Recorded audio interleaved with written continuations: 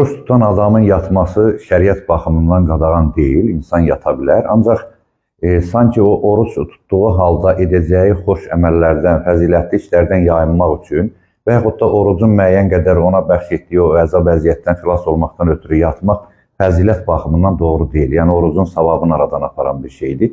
Sanki bu bir xırda pəhrizkarlığa bənzəyir.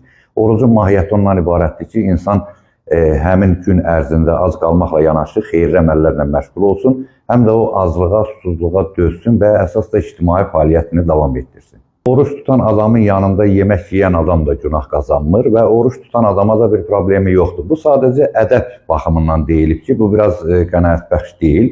Ancaq əslində oruç tutan adam elə şeylərə dözməklə, tutaq ki, yeyib içən adamları görməklə və yaxud da digər necə əvvəlki həyatında məşğul olurdusa, o cür də məişətini davam etdirməklə məhz bu məsələlərə dözməsi, nəfsinə qalib gəlməsi də elə əsas orucun mahiyyəti və fəlsəfəsi.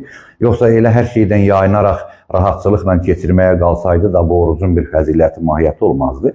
Gərək məhz bax o cür şeylərə insan tab gətirməklə öz nəfsi istəklərini də, tutaq ki, başqa yeyənləri görür, öz nəfsinə qalib gəlir və bununla da orucun savabını, fəzilətini artırmış hesab olunur.